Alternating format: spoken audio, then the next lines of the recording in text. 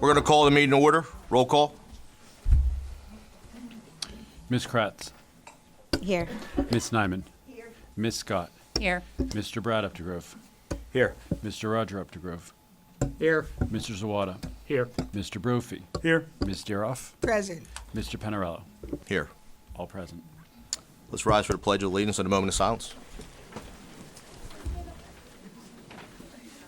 Pledge allegiance to the flag of the United States of America and to the republic for which it stands, one nation, under God, indivisible, with liberty and justice for all.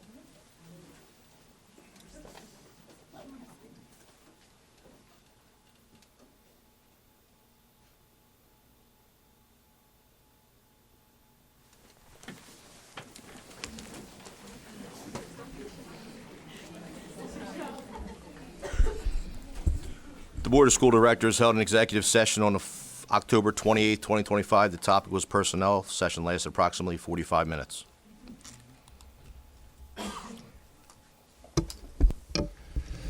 Good evening, everyone. I'd like to welcome everyone that's here in person to the meeting. My name is Dr. Scott David Heiser. I'd like to welcome those listening virtually as well. To kick off our meeting this evening, we do have a recognition showcase and a service award that we'd like to recognize of one of our long-standing board members. I would like to ask that Ms. Erin Todd, there you are, if you might step to the podium area. Can you get across to the podium area? Okay. One of the significant factors with any organization is always a continuity of service, and certainly for a board member in today's society, in today's world, to serve for multiple tenures as a board member is pretty remarkable, and we want to thank this evening Ms. Deroff. PSBA did reach out to the district and wanted to deliver an award to Ms. Deroff for her 20 years of service. So, Ms. Erin Todd, I'm going to have you kick things off and for your presentation. All right. Well, good evening, everyone. My name is Erin Todd, and I'm a Senior Training and Outreach Manager with the Pennsylvania School Boards Association. It is my absolute privilege to join you this evening on behalf of PSBA as we take a moment to honor a member of the board who has dedicated many years of service to the students and community of Boyertown Area School District. Serving on a school board is a significant responsibility. It involves thoughtful decision-making, collaboration, and a strong commitment to supporting students and schools. The school director that I'm recognizing tonight has consistently given of her time and energy to help guide the district and support educational opportunities for all. Her efforts have made a meaningful difference in the lives of students, staff, and the broader school community. The PSBA Honor Roll program acknowledges school board directors who have demonstrated sustained commitment through years of service, beginning at 5 years of service. Recognition is then given at 5-year intervals following that first recognition to honor continued dedication and contributions to public education. So this evening, I am honored to present this plaque to a school director who has shown outstanding commitment to public education in PA. Members of the board, as well as those who are in the audience tonight, please join me in recognizing Ruth Deroff for 20 years of service.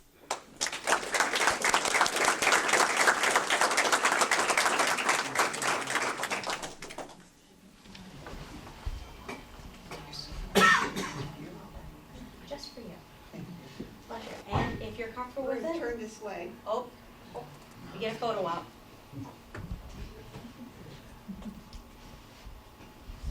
This way. Thank you. Thank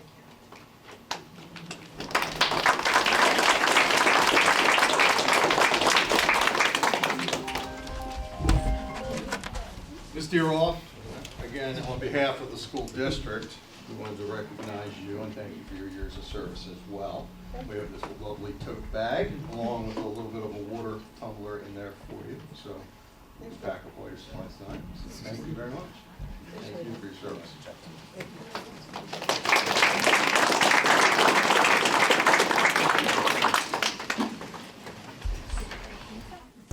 That leads us to the student representative report. Ladies. Good evening, board members and meeting attendees. The first quarter is almost nearing its end. It feels crazy to think we're almost a fourth way through the school year. But despite how quickly time has flown, we are so happy to be back today for our end of the month report, highlighting some of the fun and impactful events taking place at Bash for October. The annual Powder Puff game is scheduled for Wednesday, October 29th at 7 p.m. on the school football field. This long-standing tradition provides an opportunity for juniors and seniors to engage in a spirited and competitive community-centered game. During this game, the female students participate in a flag football game while the male students take on the role of cheerleaders and perform a choreographed halftime show, which I, for one, am excited for. Importantly, all proceeds will be donated to the Four Diamonds nonprofit organization, which is dedicated to supporting families and children affected by childhood cancer. This game usually draws up a lot of attendance and enthusiasm from students, families, and staff. Starting the month of October was an event that so many of us were waiting for, homecoming. Leading up to the homecoming game on October 3rd, there was a Rio-themed Spirit Week to show school spirit. The homecoming game was a pink out showing support and awareness for breast cancer, a disease so very prevalent in many of our lives and communities. Although we didn't win, I'm sure everyone who went to the game with their friends and dates found it super fun, though I was not able to make it. October 4th at 7 p.m. was the homecoming dance, which for me and my friends was an absolute blast. From all the crazy dancing we saw, I'm sure the student body would say the same. I also think that the classes found it really nice to have the nod as a sort of resting room, because when 500 kids are in a room, sometimes it can become a bit of a hot box. It was definitely a night to remember, and we thank student council and all the other groups involved in making the dance possible. Students are currently in the process for registering for AP and DE testing. These programs continue to show the academic commitment of our students, many of whom face challenging and rigorous work. For AP testing, registration and payment ends on November 1st, with late fees applying from there. All AP test orders will be finalized on November 14th.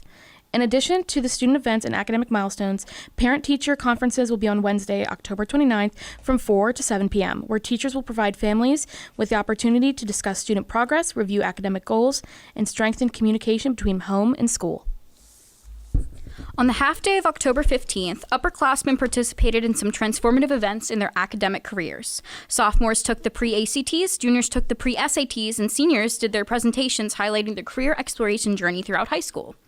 While to many students it may feel like a chore to take these pre-tests, I can confidently say as a senior that I benefited significantly. Had I not taken the pre-SAT and focused on what I struggled with, I couldn't have even dreamed of getting over 1,500 on my SAT.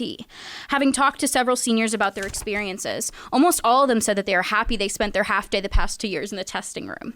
And for us, all of our preparation for our senior presentations finally came to fruition. While I can't admit it wasn't absolutely nerve-wracking, it was honestly extremely fun. Hearing feedback from adults with far more experiences in career exploration was quite informative. I'm sure everyone was also super happy to see some of their middle and elementary school teachers. I know I was. Both the freshman and senior classes have been actively participating in fundraising efforts to support upcoming class events and activities. For the senior class, 2 fundraisers were held earlier this fall. The Senior Spirit Wear Sale, which ended on September 10th, raised funds to help cover expenses for the senior prom. In addition, seniors participated in another class fundraiser distributed through brochures at the recent assembly. Proceeds from that initiative will either be applied towards the final class trip payments in December or used to offset the overall cost of the class of 2026 prom, depending on the students' participation in the trip.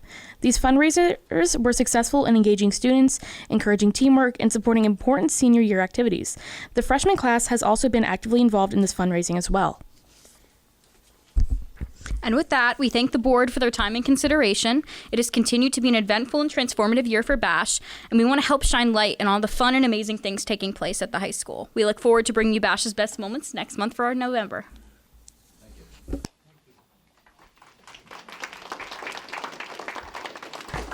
Ladies, I want you to understand. I heard this come through. That you thought maybe we as a board didn't appreciate what you do. We appreciate 100% the effort you guys put into, and I also want to let you know, you don't have to always bring the happy things. If there's an issue, the only way we can find out is from ladies like you. So you're the representative of the whole school body of students. So if there's something that you feel is necessary, please bring it up or talk to your one of the board members that helps handle you guys. But you do a great job, and I just want to let you know you're very much appreciated.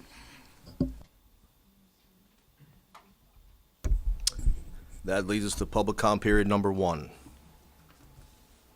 Coach Terizzi, turf fields.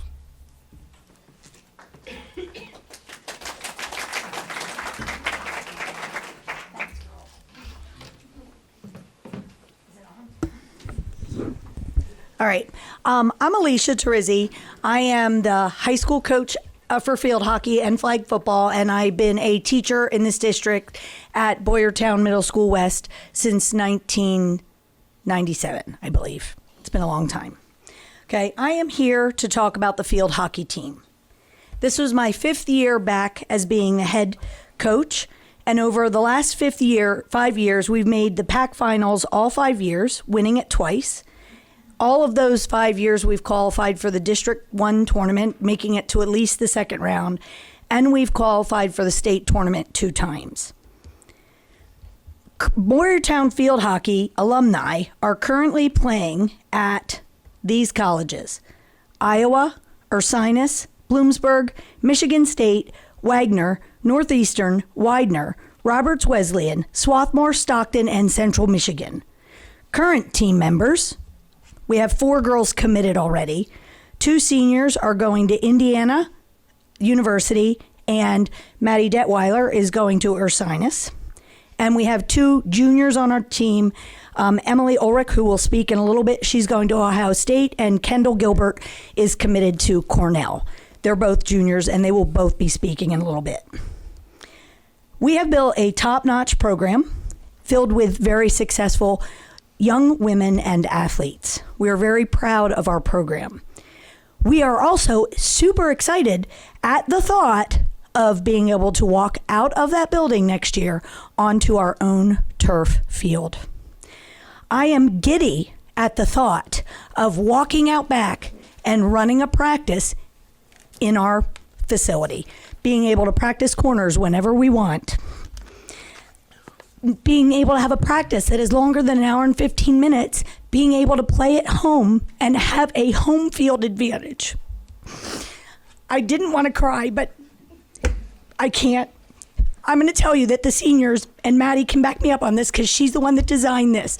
Every year they make a senior shirt. They don't tell the coaches what the shirts are. They run it by the team moms. The coaches are way too busy to handle that. And when I got my senior shirt, I burst out in tears. And the senior shirt says, and I have it on right now, "Almost home," and in quotes, "Not tired yet." Well, I do appreciate their sentiment, but honestly, I am tired. I'm very tired, and I'm looking forward to playing at home this year. Please do the right thing. Thank you.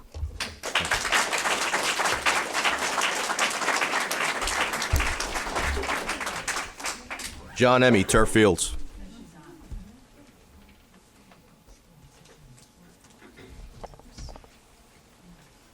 Well, I'm not going to get the applause she got, but as a lifelong holder of minority opinions, I'm kind of used to it by now. Although, I will say, I support the goal of turf fields. I support that for many sports to compete, and then we need them. Don't support the way it was done. So that's all I'm going to talk about tonight. I do applaud the recent commitment of this administration, this board, to in their strategic plan to commit to transparent communication of financial information, applying for the ASBO Meritorious Budget Award with full stakeholder involvement, and also to maintain a comprehensive 10-year capital plan that's revised and published on the district website. I support those goals wholeheartedly. I support this goal of turf fields wholeheartedly, but what I'm concerned about is that I've not seen these goals expressed in how this project was brought to pass and to be. They're going to vote tonight to spend $5 million of our capital, well, 3.3, but by the time the whole project's over, about $5 million of our capital reserves on new turf fields, but we haven't seen even the most basic up-to-date data that can assure us that the way it's being done is sound. Most schools don't tap their capital reserve funds to be able to do elective things like this, even no matter how valuable they are. They usually have hybrid financing, bonds, fundraisers, use a little bit of the capital reserve, but they usually do it in a hybrid manner. But if they are going to use the capital reserve like you're choosing to use, what I asked and emailed the board this week was for some basic information that they should have been able to provide in 10 minutes if they are indeed making progress towards their goals. current capital reserve fund balance, the 5-year list of essential capital projects that are going to draw down that fund, the district's plan to replenish the reserve, and then their idea of what a good cushion of that reserve to make sure that we have the balance going forward for any surprise ones that come up. I made this request ahead of time because you could do this in about 10 minutes. If you're doing budgeting right, you should have this data available immediately. I did it ahead of time because I didn't want you guys to think like I was springing this on you, although you shouldn't have felt that way because I've been asking for it for a long time now. Am I going to get that data tonight? Are we going to see that data tonight, or are you just going to vote? Depends on where it is. Okay. So Mr. Emmy, I will respond to your comment that there will be, at the appropriate time in the meeting, data shared with the board. will it be shared before the vote or after? It'll be shared during the vote. During the vote. Okay. Well, I look forward to seeing that. Okay. Thanks. That's all I'm asking for. Like I said, I really support the goal. I know it doesn't sound like it. I really do support it. I just want to make sure that it's a sound decision going forward so that we're not putting any of our other educational goals at risk. Thanks very much.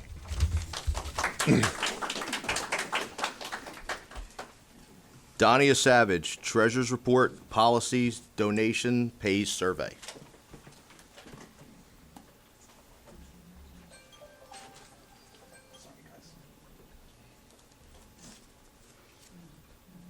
Hi. I just wanted to touch on a couple items on your agenda, not the turf fields.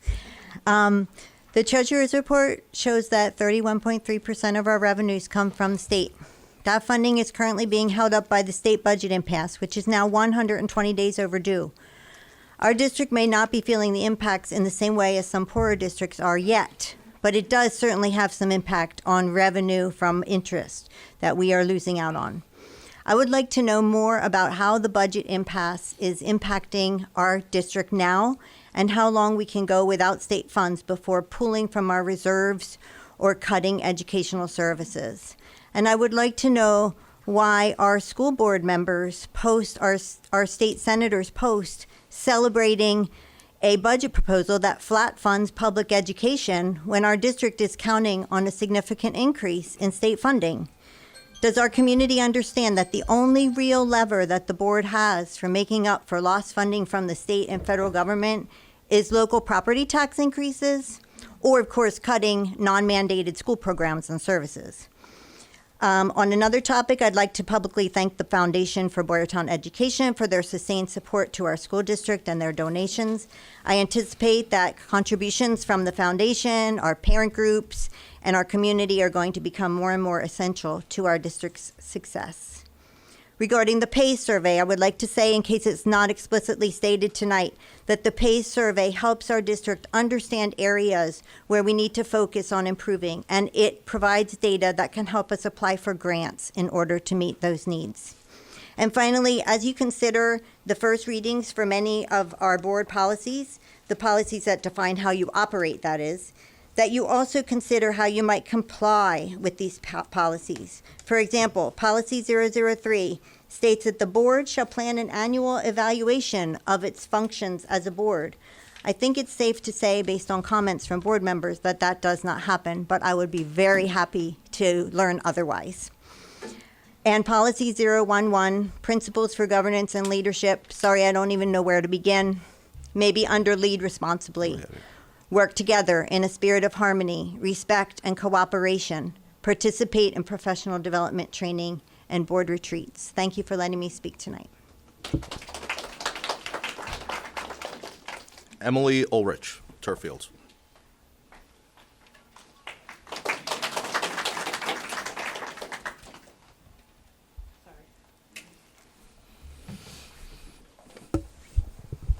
Hello, my name is Emily Ulrich, and I'm currently a junior here at Bash and play for the field hockey team. My past years playing hockey here at Boyertown have been the best years of my life. However, it was always difficult not having the ability to play on a home turf field. It was always a burden to find a ride or drive to practice at 422 or Far Post. Many of your students wanted to come and support us the past seasons, but found it difficult and inconvenient to come to all away games. It was also very difficult having to celebrate our senior night at another school. Having turf will not only make it easier for our community to support our team, but will also improve our overall school spirit. That's why I'm so excited and grateful for the future turf field going to be installed, if you vote yes tonight. It'll be so much easier to attend practice and having support from other people than parents or grandparents. I'm also really looking forward to hopefully hosting our senior night on our own turf during my teammates and I senior year. So please vote yes tonight to benefit our future student athletes and community. Thank you.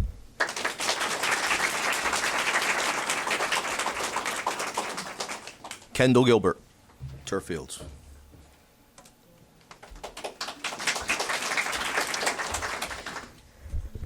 Hello, good evening. Thank you so much for the opportunity to speak here tonight. My name is Kendall Gilbert. I'm a junior, and I've attended and played field hockey at Boyertown all my life. But right now, I hope to speak on the behalf of everyone at Boyertown. Every student, every community member, every athlete, every teacher, and everyone who calls Boyertown their home. Tonight, we are all immensely grateful that the possibility of installing a turf or turf fields has finally become very real. Of course, that depends upon your votes tonight, but I can imagine you and some others will be grappling with the monetary deficit this will cost our district. But if the motion passes, I promise you that it will not be a burden.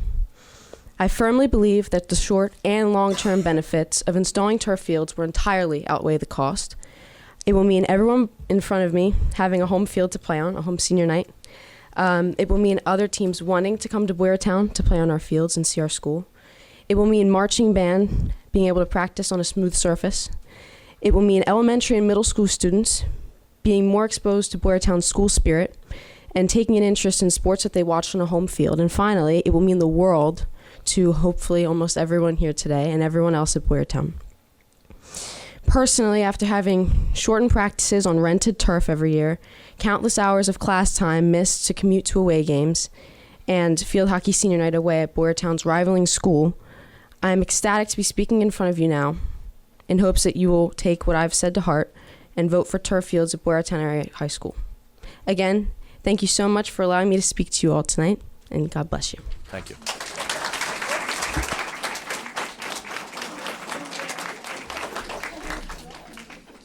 Kim Barrett, Turf Fields.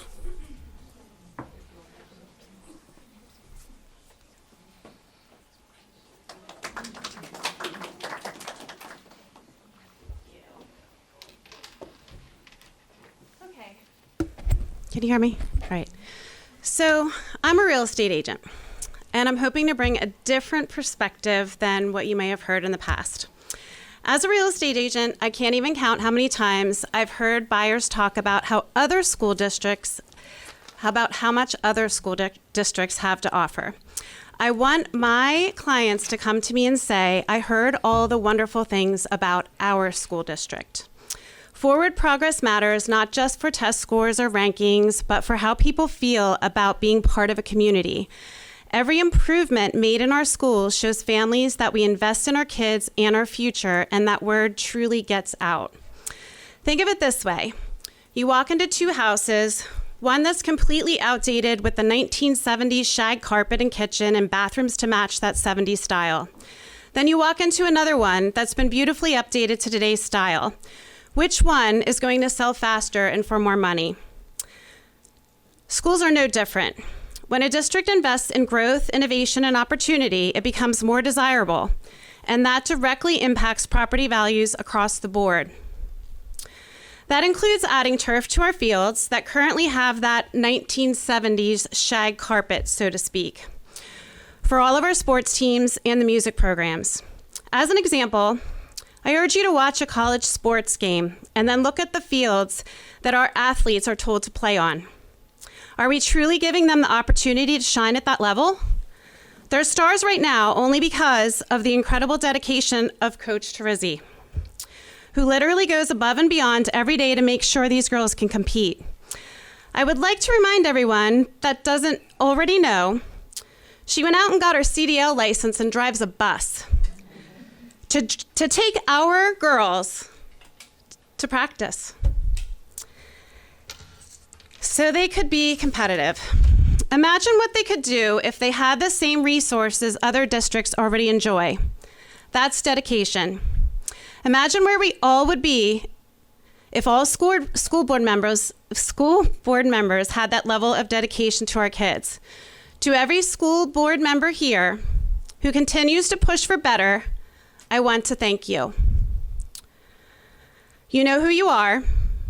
Your decisions don't just shape classrooms, they shape pride, community spirit, and our home values. Somewhere along the way, investing in our schools started being painted as something to fear. Thank you to those that can look past the politics and focus on our kids. Let's put Boyertown on the map as a highly rated school district that people start asking me to place them in. Thank you.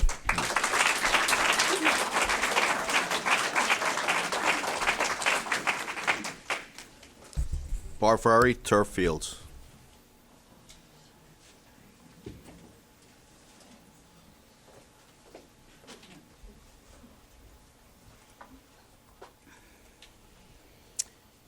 Hi, everyone. I'm Barb Ferry. I don't represent the field hockey team. However, I commend you girls and what you have done for all of these years.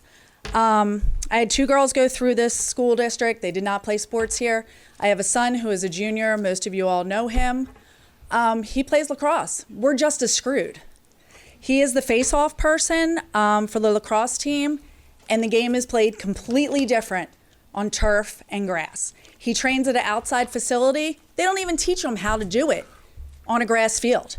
He has to, if he's playing on grass, he has to mentally figure it out. Thank God he's smart enough, because we do not have good fields here, and they are terrible.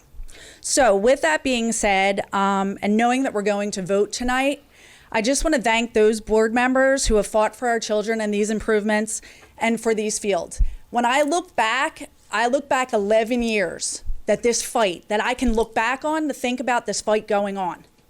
I'm going to say it probably goes back 15, maybe 16 years in this district, looking for turf fields. 11 years ago, Owen J. Roberts had turf fields. They were already installed 3 years prior to that and were paid for. That puts us 14 years behind. It's kind of disgusting. So I want to thank those of you who have come together to push for this situation and this issue. I have personally been there supporting you at the polls, whether it's in my region or another region. Whatever you need, I am there for these board members to support these children. That is number one. The other situation I'd like to say is that those who have not been for these fields, have you taken a walk on these fields? Have you seen what other facilities are like? No, you haven't. I can guarantee it. It's embarrassing. Teams come here, I'm embarrassed. I am embarrassed that they have to come here and play on this crap. Last year, the football field, dirt was flying around. It was a mess. It was embarrassing. So with that being said, I hope that we can vote yes tonight without fighting with each other, screaming and yelling, acting unprofessional, and get this done. Thank you.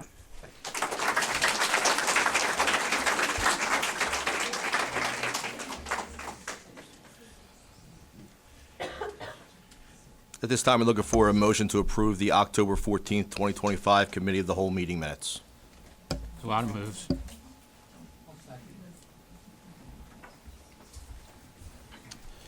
Ms. Kratz. Yes. Ms. Nyman.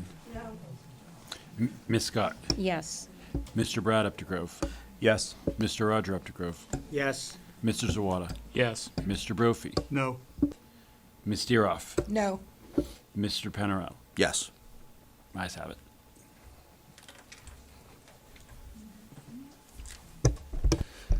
It takes us to our discussion and information section.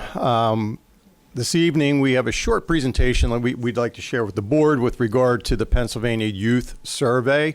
This is a survey that's been conducted for nearly 35 years throughout the Commonwealth, one that's used by schools and more recently by schools in determining next steps as it relates what originally was related to mostly drug and alcohol usage through schools has now extended itself into the types of things that all of our students or some of our students struggle with, whether it's anxiety, whether it's types of depression, whether it's unhealthy relationships. It really grows into a multitude of things that we know in the holistic society of educating a student we need to be attuned to and on top of and provide resources for. So I have Dr. Kristen Horton, our Director of Pupil Services, here this evening to share a little bit of a presentation as to what this survey is. It's been conducted in Boyertown for many, many years in the past and has been successfully participated within and has allowed us to take on some of the data and really identify gaps and resources to fill some of those gaps for us in the future. So Dr. Horton, if you would. Yes. Hello, good evening. Thank you. Just going to talk to you briefly about the PAYS survey. If we go to, I'm in charge of this. Okay. So the PAYS survey is a biannual survey, which means that it's offered every other year, and that's in the odd years of school that we have. So this is 2025, and so this would be an odd year, and we last did the survey in 2023. The survey is looking at students in grades 6, 8, 10, and 12. And it's open and available to public schools, private schools, and charter schools in the state. When we offer this survey, the survey really gives us information regarding students' perceptions. So this allows students to let us have a snapshot or a glimpse into their experience within our school setting and within the environment as a whole here in the community. So there's questions on the PAYS that look at the school environment. Some of those questions are asking about how they feel about the courses that they're taking, how they feel supported by staff in the district, and how meaningful what the offerings are to their future and what they want to do. They also look at attitudes and knowledge and behaviors related to mental health. We're looking at also the use of alcohol, tobacco, and other drugs. So it gives us a snapshot into students' perceptions regarding alcohol, tobacco, and drugs. Do students feel that it is safe and healthy? Do they acknowledge that it could be harmful for them? Also gives us an idea on what number of students or percentage of students who may be engaging in risky behavior. We also get to learn from the PAYS when we're looking at violence and health risk factors. Gives us an opportunity to hear from students their experience with potentially bullying or threats within the school environment. So this is an opportunity for them to anonymously and confidentially provide us information on that student experience that they're having. In addition to that, the PAYS is looking at risk factors and protective factors that our students have. And so when we're looking at those risk factors, that could be students who are experiencing transitional living situations, who may have an unstable living situation or food insecurities. It also looks at attendance. So we can ask and hear from students how often are they skipping school. And so we know that that's a risk factor for future graduation for students and success of post-graduation. Also, we're looking at those protective factors, and we've heard about protective factors already today from speakers. So we know engagement in sports, music, and extracurriculars that the school offers is a protective factor. It also looks at volunteer opportunities. What opportunities are there for our students within the larger community to engage in what's there? And we know that those are protective factors for our students. So that's a snapshot of what the survey tells us. And then here's just a slide showing you how participation in the PAYS aligns to our strategic plan and other initiatives in the district. So we know that part of the strategic plan for student services was looking at wellness and belonging. Information from the PAYS can help us to establish areas of focus. So part of one of our goals was reduction in bullying. And as I had mentioned, the PAYS has questions looking at bullying behaviors. Is it happening within the school day, outside of school? Is it happening online, in person? So again, it just gives us information so that we can plan for interventions and ways to support students.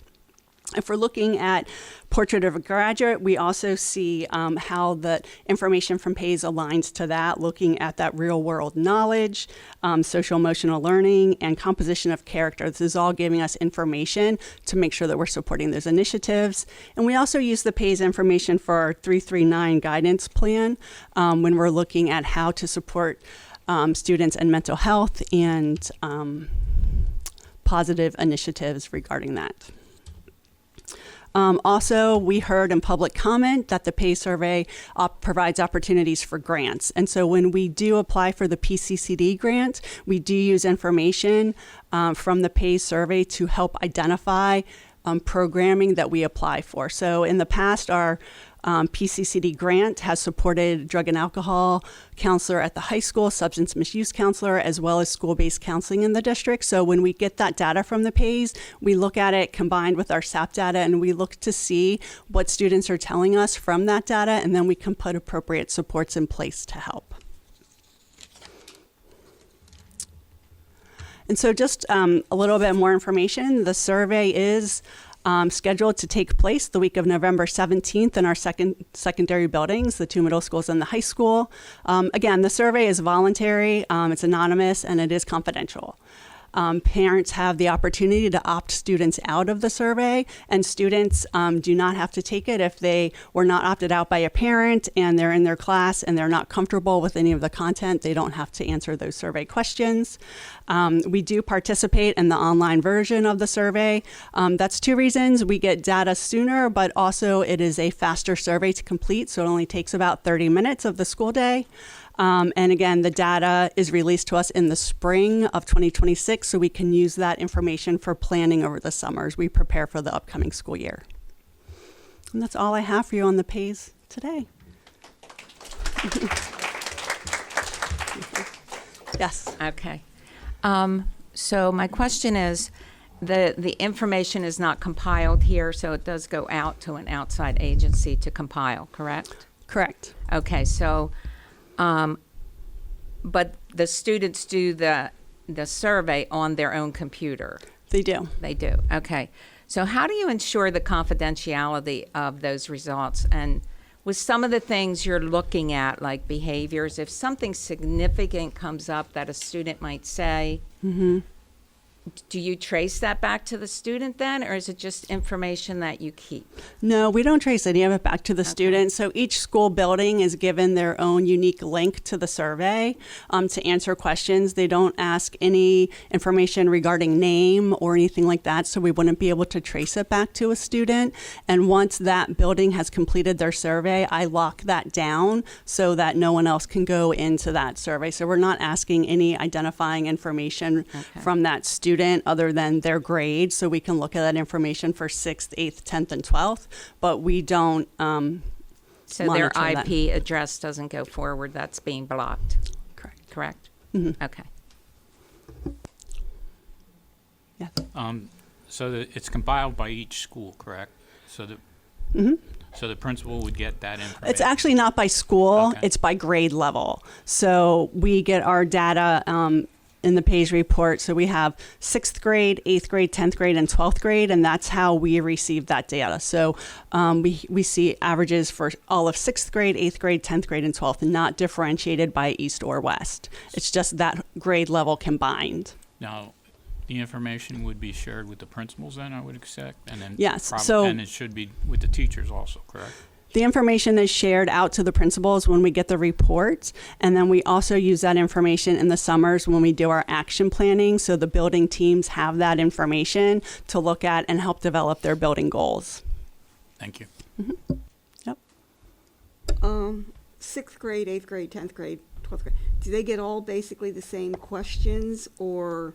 Yes. So all of those grade levels are asked the same question, and that allows us to see trends at different grade levels. So for instance, we had noticed at one point, and I don't remember the specific year, that a number of our students at the middle school level were engaging in vaping behavior. And so we then were able to identify that we needed to put some prevention in place at the elementary school, because the 6th graders, the information that we were seeing from them indicated that students had already started vaping. And so we wanted to make sure that we put prevention education in place before they got to 6th grade. So we're able to see trends in different types of behaviors at different age levels. And so students in 6, 8, 10, and 12 were all asked the same question, and it shows us where behavior may initiate. Now, there is a 4th grade survey that we do not participate in, and that 4th grade survey has a different set of questions that's more appropriate for the elementary level, but 6, 8, 10, and 12 all do have the same questions.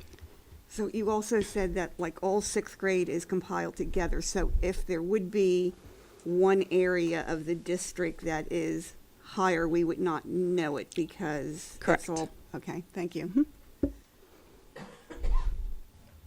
What's the participation rate like? I don't know off the top of my head. I would have to check that for you. Typically, I feel like our participation rate is relatively high, but I don't want to give you a number off the top of my head, but I can look at the past reports and give you a list from the last couple times that we've done it, what that rate was. Sure.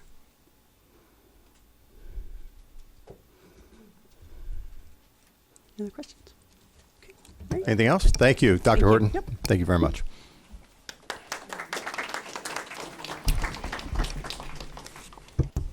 Treasurer's report.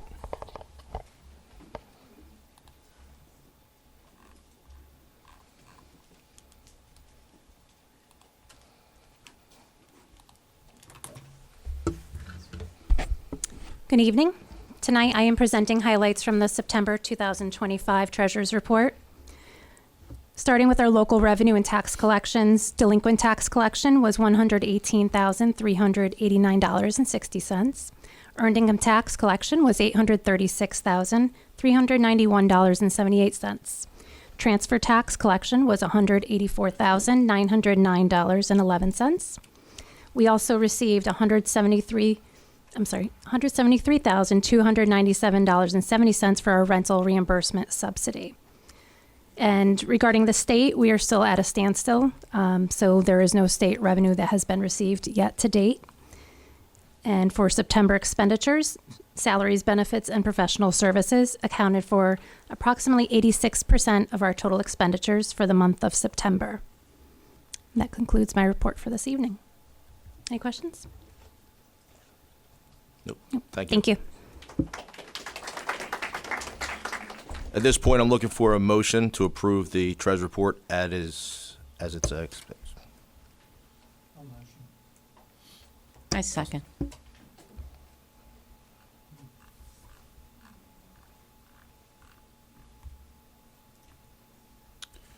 Ms. Kratz, Yes. Ms. Nyman, Yes. Ms. Scott, Yes. Mr. Brad Updegrove, Yes. Mr. Roger Updegrove, Yes. Mr. Zawada, Yes. Mr. Brophy, Yes. Ms. Deeroff, Yes. Mr. Pinarello. Yes. Ayes have it. It takes us to the superintendent's consent agenda section. We have quite a lengthy consent section this evening. I just want to go through each and remind the board of these, which were reviewed in our committee of the whole meeting a couple of weeks ago. Item A, again, first reading of policies as we've gone through begun a review of our policies. You can see those listed there. There was one policy that has been removed from this since our committee of the whole meeting, and that is 004.1, which is our student representative policy, as we want to go back and take another look at that, make sure of its accuracy and what it is we're doing and or what we want to expand it to be in regard to that. Other than that, these are the policies that we've reviewed, most of which we reviewed those just in fact that they're 5 years out of date, and we wanted to make sure that they were reviewed more currently, and really no further information was added to those. Item B, again, is the overnight trip for our BASH Student Council. You can see the details listed there with regard to the student activity fund payments, chaperones, and alike. Item C, there were a number of special education annual agreements. These were reviewed with the board in executive session. Items D through H are settlement agreements for students with their identification numbers listed there. Again, these were reviewed 2 weeks ago in an executive session with the board. If you drop down to item I, the 2026-27 CAFCO participation agreement, again, this is a collaborative procurement effort in order to have certain savings on food purchases, and it's through the Lebanon Intermediate Unit, and we are recommending, again, for that agreement to be signed by the board. We also have the bid awards for the spring athletic department for equipment and uniforms. And under item K, we do have the October 2025 donation list as listed there on the right. There are two, there were 3 items added since our last committee of the whole meeting. They're all related to the Earl Elementary PTO. You can see those donations listed there, none of which we believe really come with any extenuating circumstances that the board would need to pick up any active costs beyond what we see there in relation to what's being donated. So we are recommending those be added to this donation list. So under item L, the administration is recommending to the board of directors to approve the consent agenda as listed. There's a lot of moves. I'll second. Ms. Kratz. Yes. Ms. Nyman. Yes. Ms. Scott. Yes. Mr. Brad Updegrove. Yes. Mr. Roger Updegrove. Yes. Mr. Zawada. Yes. Mr. Brophy. Yes. Ms. Deeroff. Yes. Mr. Panarello. Yes. Ayes have it. That takes us to the superintendent's report and its itemized agenda section.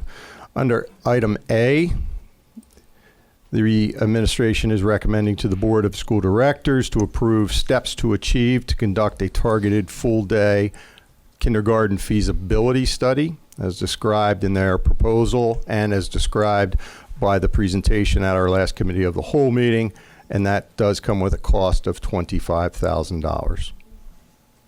There's a lot of moves. I'll second. Questions?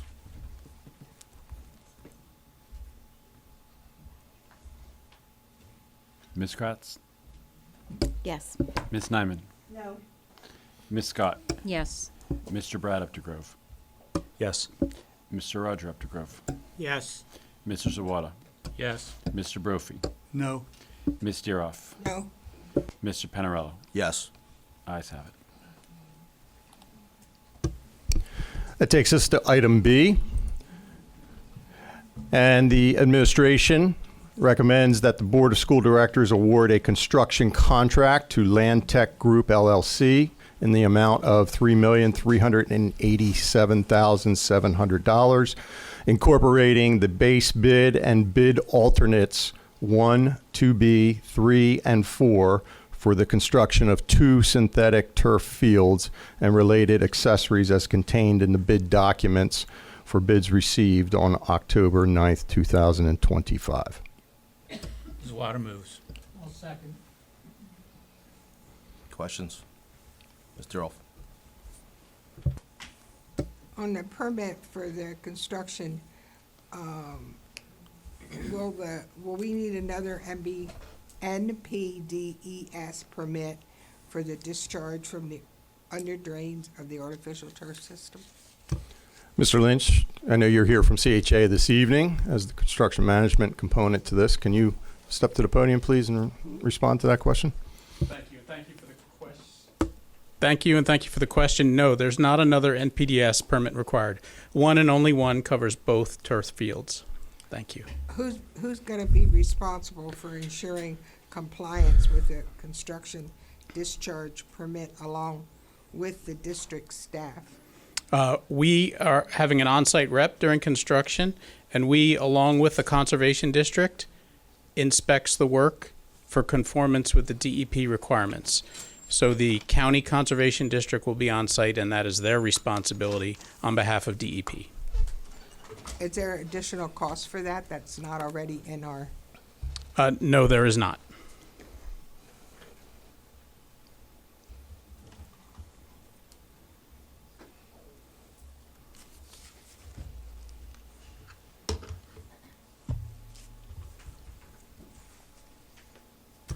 Mr. Panarello, I know some questions have been brought, and we had a public speaker here this evening that spoke to some of the questions he had presented to the board earlier this week. And I would like to bring up a document, and if we could have Mrs. Moyer bring up that document. And I'm going to have Mr. Lentz speak to a little. There were some questions about funding and funding efforts related to this two-field synthetic turf project, and we wanted to be very, very clear with the board as we've reviewed where it's coming from in the past.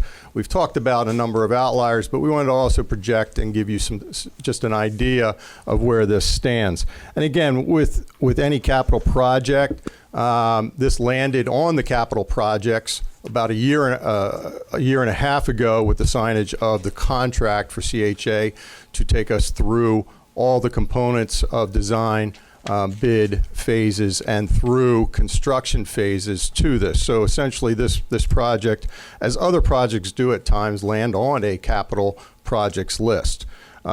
Similar to the way BES about 6 months ago landed on our capital projects list. It had never been listed as a capital project as well. So, we identify needs, desires, and in accordance with vote, the board directs us to make decisions and apply certain aspects to this. So again, about a year and a half ago, March of 2024 it was, I believe, when that initiated where we are as the early stages to this project. So Mr. Lentz, if you would, and I do have copies here for what you're seeing on the screen for the board. Just give me a minute to be able to distribute those to board members.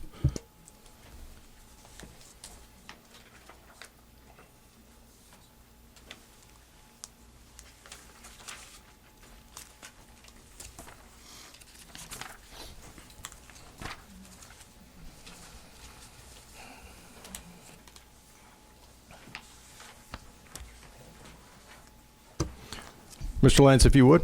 Yep. Thank you, Dr. David Heiser. So just some background that I've researched and have been able to provide since starting to serve in this capacity as interim CFO in August.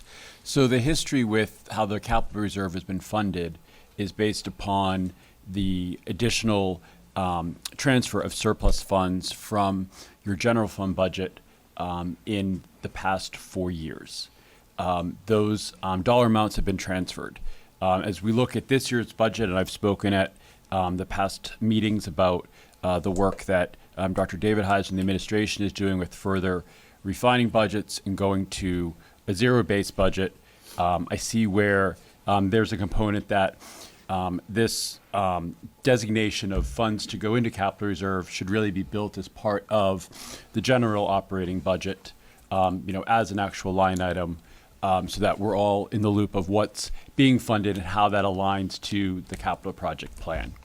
The other piece, and then I'll pivot and reference specifically the document and what's on the screen, is that capital reserve funds, just like any funds that the district holds, earn investment interest. And so over the years as that has grown, most recently interest was $665,000 for 2024 to 2025. I would anticipate, with some conservative forecasting for interest rates and the balance that's in there now, about $864,000 to factor in for interest for this year. And so that further compounds on the dollars that are there. And so just to give a perspective as we pivot and start to talk about the capital reserve balance that aligns to what's on the September Treasurer's report, that number to date is $1.8 million. That has been earned and added to that balance. If we look at the document capital funds update, so if we start in the column that's 2025 to 2026, we see what we currently have for capital reserve balance. We then factor in that while we're still under audit and closing out the 2024 to 2025 budget, I would anticipate that there will be the opportunity to transfer roughly $4 million to the capital reserve fund off of the surplus from the 24 to 25 year.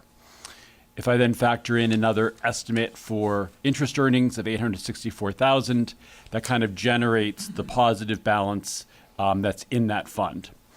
Then considering to the understanding that we have BES, HVAC, and roof, the point estimate, which is essentially the middle of the road estimate for that project, is $16 million. So if we take that out, that leaves us with the projects that balance at $15.7 million.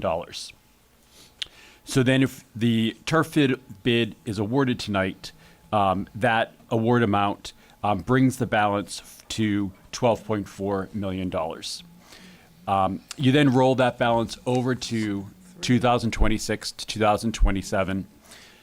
You anticipate conservatively at this point that the pattern and the ability to transfer capital reserve funds has been anywhere from 1.3, but more recently close to, if not above, $3 million going in there from this current year's budget. Again, anticipating interest rate earnings, $800,000, and then based upon the most recent study and capital plan projects that were proposed within that, that brings you to $10.9 million. Now, this is all just assuming on a project basis. What we have to also consider is that these projects don't start and there's an immediate withdrawal of that cash. It's phased out. So just for sake of conversation, this is really focusing on what the board continues for projects to have identified in the works and then considering the turf field bid for tonight. But there is a cash basis, which means the actual drawdown of the funds is slower than just assuming of a project basis. So that will impact interest earnings as well as balances from year to year.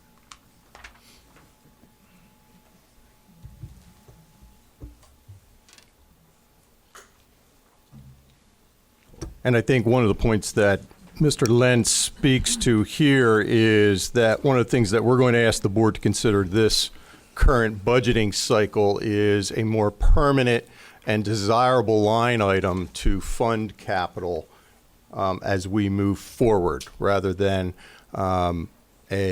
what's deemed in excess. Our goal for the budgeting cycle for the 26-27 year is to be very, very finite and be very, very accurate with where we are on a dollar on a dollar schedule of what we need, not what we think we need. And with that in mind, places us in a position to where we, as a board, should really take a look at and considering a line item in our budget that would annually fund the capital reserve, so as to not, so we have a replenishment cycle that's accurate, something that may change from year to year dependent upon the types of projects that are anticipated, and that we have better forecasting as we go forward with regard to this.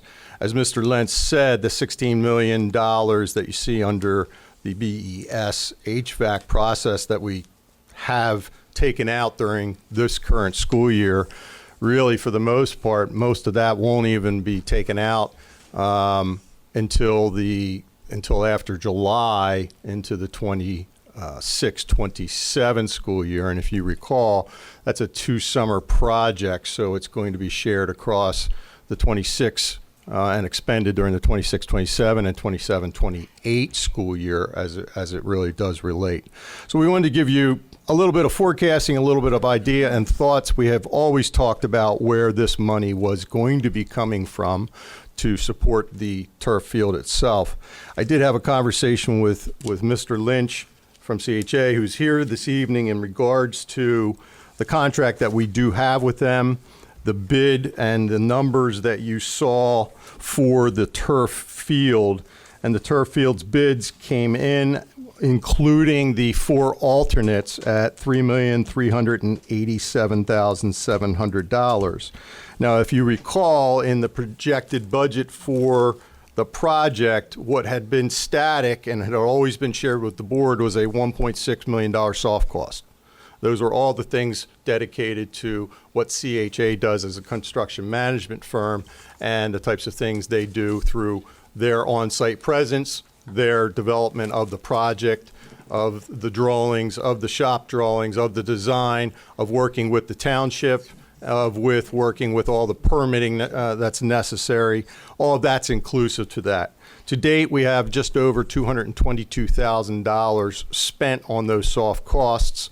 we have an additional $65,000 that's anticipated in that contract, that's anticipated to be used by CHA through the construction phases of the projects. So that $1.6 million was a pretty large and soft budget item that we're expecting to see savings from that in close to $1.3 million. So our estimated, as of right now, barring any things unforeseen with regard to the project, are probably all in for two synthetic fields at approximately $3.7 million is what we're estimating right now. As with any large project, and when you put a shovel in the ground, not everything can be seen. So there are sometimes unforeseen things that that enter into that, but we're not at this time anticipating that, and have validated that with Mr. Lynch in regards to the soft costs. I know with the $3,387,000, with 1.6 on top of that, that was taking us up near, and we had always been talking about that $5 million range. We feel that we're going to be significantly under that when this project finalizes itself, and certainly well under $4 million when it comes to the project itself. Mr. Earl? What about the alternates that we were that were picked? That was beyond. Those are included in the $3,387,000.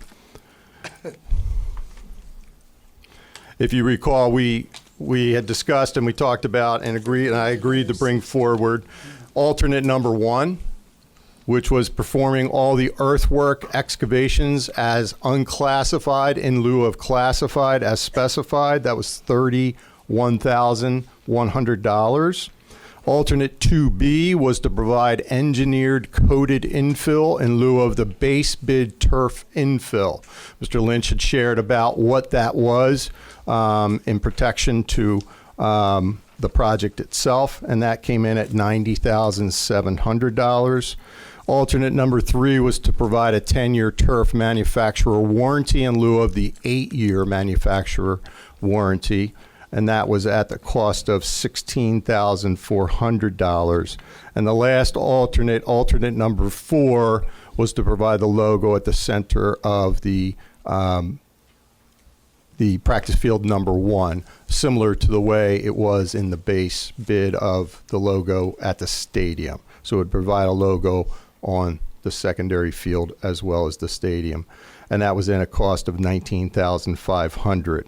So the low bid on the base bid was $3,230,000.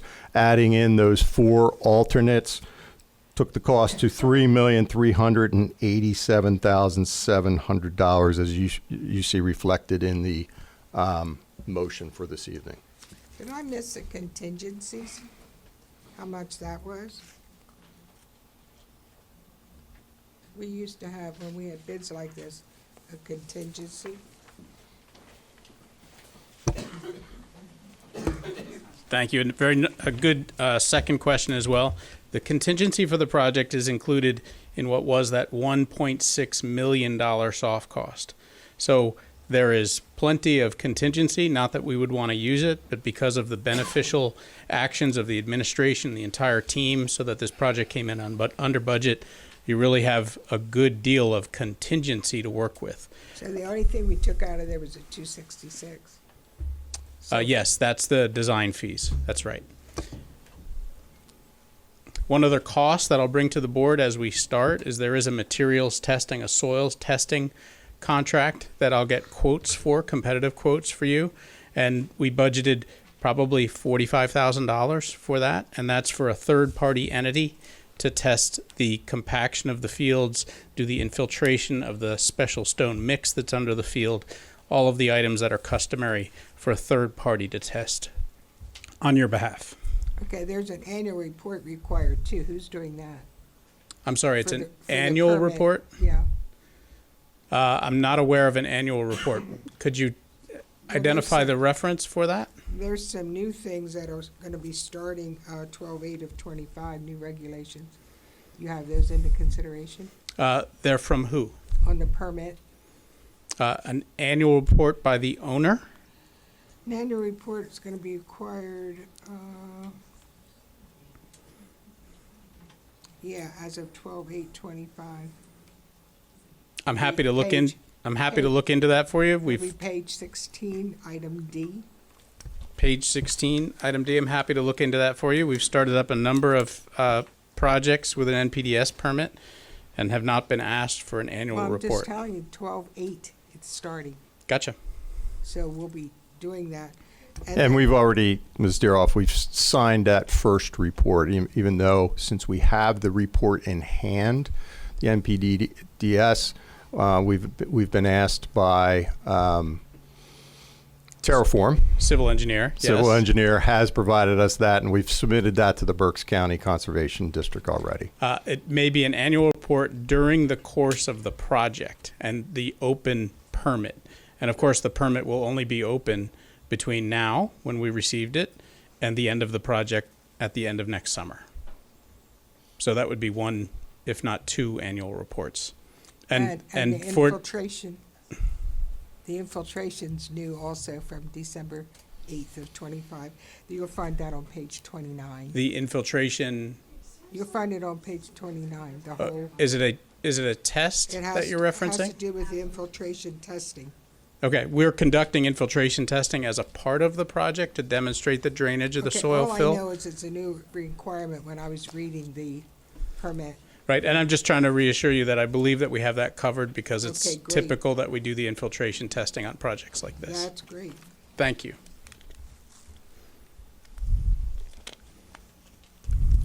Because they're crazy with what they want.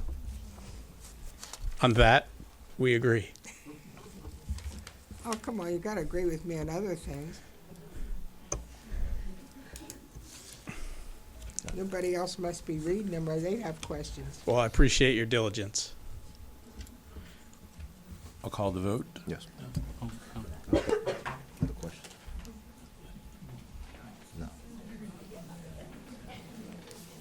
Ms. Kratz? Yes. Ms. Nyman? I'm going to abstain. Ms. Scott? Yes. Mr. Brad Updegrove? Yes. Mr. Roger Updegrove? Yes. Mr. Zawada? Proudly, yes. Mr. Brophy? No. Ms. Deeroff? I'm gonna abstain. Mr. Panarello? Hold on. Hold on. Quiet out there. Okay, with respect to the abstentions, the individuals need to mention specifically if the abstentions are based on a conflict of interest versus an abstention for other reasons. If it is a conflict of interest, you need to disclose that to the board secretary through a memorandum as required by the State Ethics Act. Otherwise, the vote is technically a no vote. Okay. Do you need to know why I'm abstaining? I'll say it. Well, I'm just saying, all I care about is whether you're abstaining on the basis of a conflict of interest. Is No, that the no case? conflict of interest. No, Is that the same true for you, Mrs. Deeroff? Okay. no conflict. Okay, let the minutes note that moving forward. Mr. Panarello? Yes. 6 yes, 1 nay, 2 abstentions. Motion passes.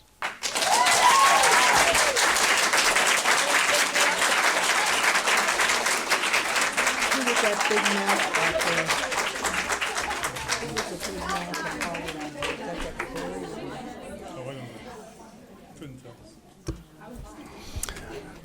Under item C, the administration does recommend the approval of the leadership support employee plan as presented and discussed with the board. Panarello moves. Questions? Ms. Kratz? Yes. Ms. Nyman? No. Ms. Scott? Yes. Mr. Brad Updegrove? Yes. Mr. Roger Updegrove? Yes. Mr. Zawada? Yes. Mr. Brophy? No. Ms. Deeroff? No. Mr. Panarello? Yes. Ayes have it. Under item D, the administration does recommend to the Board of School Directors approve the budget transfers as presented at the Committee of the Whole meeting and as listed. Panarello moves. Ms. Kratz, Yes. Ms. Nyman, Yes. Ms. Scott, Yes. Mr. Brad Updegrove, Yes. Mr. Roger Updegrove, Yes. Mr. Zawada, Yes. Mr. Brophy, Yes. Ms. Diroff, Yes. Mr. Panarello. Yes. Ayes have it. Under item E, the administration does recommend the approval of the Education Alliance Agreement between the district, Middle School East and West, and with the Richard Caron Foundation as presented at our last meeting by Dr. Horton in relation to this presenter at both our middle schools. Panarello moves. Second. Mr. Panarello, second. Ms. Kratz, Yes. Ms. Nyman, Yes. Ms. Scott, Yes. Mr. Brad Updegrove, Yes. Mr. Roger Updegrove, Yes. Mr. Zawada, Yes. Mr. Brophy, Yes. Ms. Diroff, Yes. Mr. Panarello. Yes. Motion passes. And item F, under personnel, the administration does recommend the approval of the personnel agenda as listed and presented. I'll second. Mr. Panarello, second. Do you have a question? Question. I have a question. Do we have a second? Yeah, I have Yeah, Mr. I Zawada second. I as a second. first and Mr. Panarello as a second. Can somebody tell me who's doing the typing of this information? That comes out of the HR department. You need to do better spell checking. What's incorrect? Go to the second last line on the back page.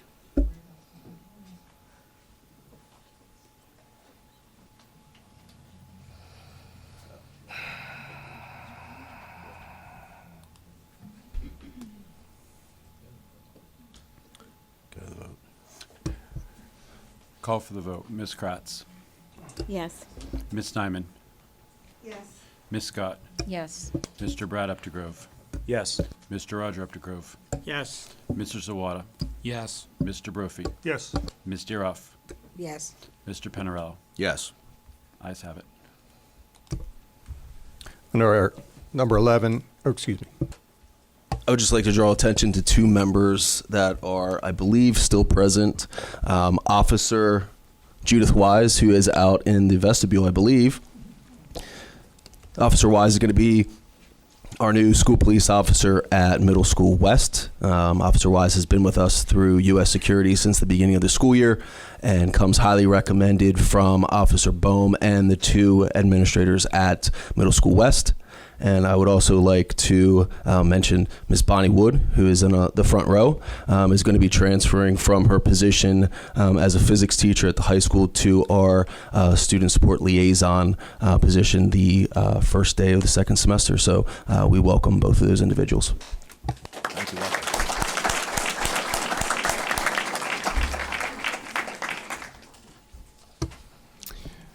Under old business, there is none. Public comment period number 2. Coach Terizzi.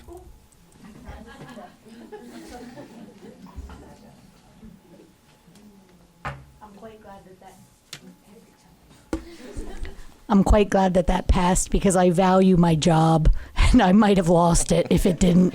But thank you, and we are so appreciative. And honestly, I'm hoping to see you all out there on that first home game this year. I might sleep on it the first night it's ready.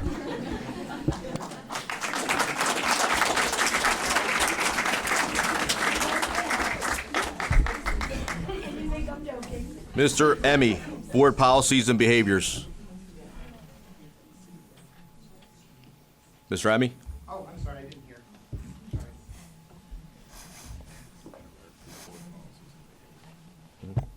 First of all, I want to thank Dr. David Heiser and the administration for that. There we go. I'd like to thank Dr. David Heiser and the administration for that information. That's what I was looking for. I have some questions on it still, but I'll take those offline. I do want to take a moment now here to address a serious concern, I think, about the inconsistent application of meeting rules by board president. At the last meeting, Mr. Panarella cut off a citizen during her public comments, stating, this is paraphrased because I don't remember the exact phrase, we weren't doing anything political here. Yet at a prior meeting, he took absolutely no action when Mr. Zawada used his position to engage in an overtly political advocacy act, specifically by publicly charging, not asking, but charging a district employee and a student representative to let him know if anyone wanted to start a partisan political organization, and by implying that 2 other board members would also be willing to participate. This selective enforcement raises a serious issue of unequal treatment. The Pennsylvania Sunshine Act guarantees citizens a reasonable opportunity to comment on agency matters. It allows boards to adopt rules to maintain order or to ask that comments be relevant to school business, but Mr. Panarella may not cut off a commenter based solely on their viewpoint.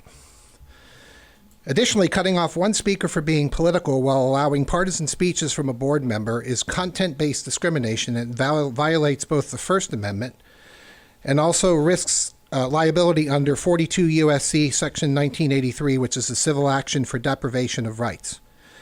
It also conflicts with the PA Public Official and Employee Ethics Act, which prohibits public officials from using their positions for potentially for personal, partisan, or private benefit. Whether Mr. Zawada intended it or not, his comments used the authority of his office to promote partisan activity and place both employee and student in a potential no-win situation, caught between potential for compliance or perceived disloyalty. Even more concerning, we're in an election season. When an elected official uses a public meeting to encourage formation of a partisan political group, particularly one that engages in voter registration, it can be reasonably construed as an effort to enhance personal political visibility or gain access to potential voters. This is precisely the type of improper behavior the Ethics Act was designed to prohibit and prevent. Finally, the Sunshine Act also provides penalties and judicial remedies against violations. In other words, this inconsistent application, viewpoint-based governance, exposes the board, and particularly the presiding officer, to real legal and ethical consequences. I urge this board to reaffirm 2 simple principles. First, that school board meetings are not to be used as venues for board members can use for political recruitment or advocacy. Second, Your time's up, sir. Thank you.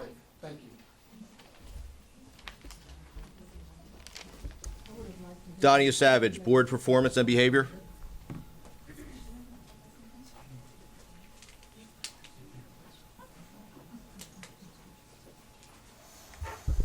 Hi again. You may wonder what drives me to be here all the time. Sometimes I ask that of myself. I'm certainly not here under any illusion that you will take my words to heart as a voice of our community. I'm here because I deeply believe in the vision for public education to provide all students with an opportunity to learn, regardless of their background or circumstances. I align with the sentiments of our nation's leaders through time who have long emphasized that a nation of the people, by the people, for the people depends on the education of all of its people. Public education is the one model that, in theory, provides equal opportunity for all children. While I acknowledge the gap between theory and practice, I firmly believe that no other system is as committed to educating all students without exception. I also believe that the strength of a community is directly tied to the strength of its schools. I have confidence in the potential of Boyertown Area School District, but that potential can only be realized with the right leadership on the board. I'm here because I don't believe the current board is adequately serving the needs of this community. The adversarial tone and lack of productive dialogue between members undermines the possibility of meaningful collaboration. Furthermore, it's deeply concerning when board members champion state and federal policies that harm our schools. Prioritizing politics over the needs of students, especially in an elected position, is unacceptable. The absence of thoughtful discussion or genuine curiosity regarding administrative presentations is disheartening and, frankly, disrespectful to those working hard behind the scenes. I have serious concerns about the fiscal management of this district. A consistent 3% tax increase year after year with minimal discussion is not an approach that reflects the complexity of school budgeting. In fact, over the past 15 years, the average tax increase was 3%. So 3% is no more fiscally conservative than the boards you've criticized in the past. Did you know that in 2018, Boyertown's property tax rates were the 5th lowest among the 18 school districts in Berks County, but now they're only the 10th lowest? This shift, combined with the lack of clear long-term planning for both the operating budget and facilities, should be a matter of serious concern. I'm here because I'm encouraged by the strategic planning that our school administration has undertaken this year. It reflects the hopes and aspirations of our community, but realizing that vision requires strong and effective leadership from the board. I'm here because I believe the community needs to understand the challenges we face, and on November 4th, use their vote to demand change. Thanks for giving me the opportunity to speak tonight. No. Because we have 3 minutes. Mr. Sultana, can you? 3 minutes is what everyone got. Not tonight. Oh, it sure did. The timer was here. You have in the past. Mr. Sultana, can you give us You the have to judgment? speak longer. I'd have to look at your policy. It's up to the board president. I'm aware, that's why I said no. Board comment period.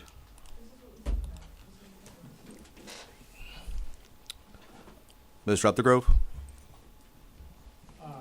Yes, I'd like to thank all the students here that participated in that sport. I watched you.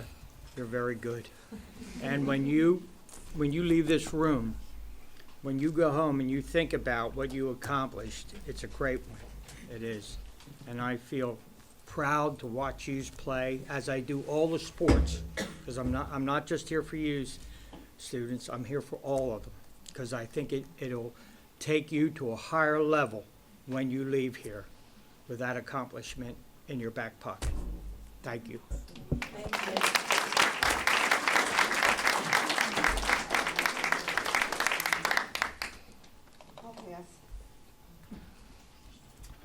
I just want to thank Allison and Audrey for coming and giving their monthly report, and also to the field hockey girls. Enjoy playing on your new field. I can't wait to see you play at home. Yeah, that's pretty much a ditto. Thank you all for coming out, everyone in the community, to support this great day, and I can't wait to see you play out there. Ms. Darrell? I want to thank these children here tonight because you were the best behaved kids. You really were. You have to sit on the floor. You were very respectful, and that means a lot to me. Thank you.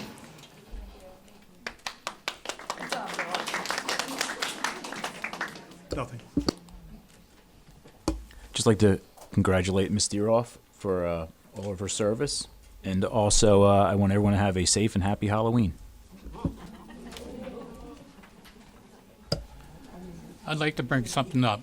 Mr. Panarello and I have talked over this a couple times, and it was even brought up before. We're looking to set up an ad hoc committee of students, the community, teachers, as well as board members, to go out and significantly raise money for our turf field.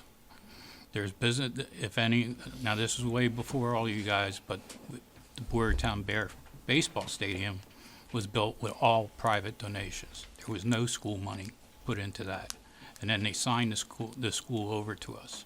So Boyertown's a very giving community, but we're gonna have to go through this as a group together. So if it's 20 or 30 of us, let's do it. Let's get the money to help so we can continue to improve and make Boyertown the best. Thank you. And so glad that this is done also.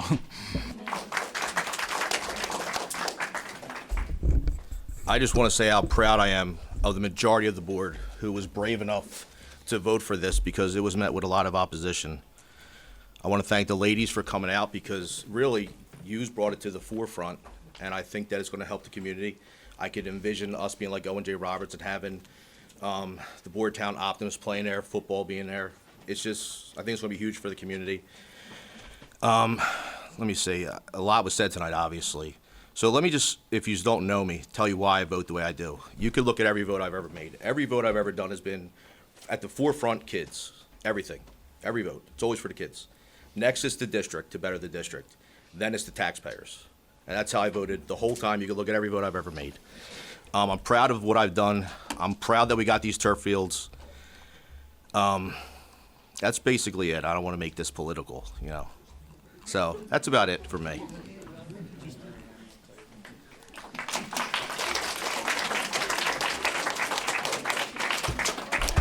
So it takes us down to our upcoming meeting dates, and we look forward to seeing such a packed house at our November 11th Finance Committee, which begins at 6 o'clock here in the Education Center, and followed by our Committee of the Whole meeting. So again, thank you on behalf of the board for your attendance this evening, and thank you. One thing that got caught up in the mix, and I forgot to say it, Boyertown football team has a playoff game this Friday for the third time in history. That is a testament to Coach Sands. That's amazing for those kids. Obviously, the work they put in and everything, that's incredible. So I'm really proud of those guys. And obviously, Trey Savage is still killing it. So good job, Trey. Motion to adjourn. Meeting adjourned.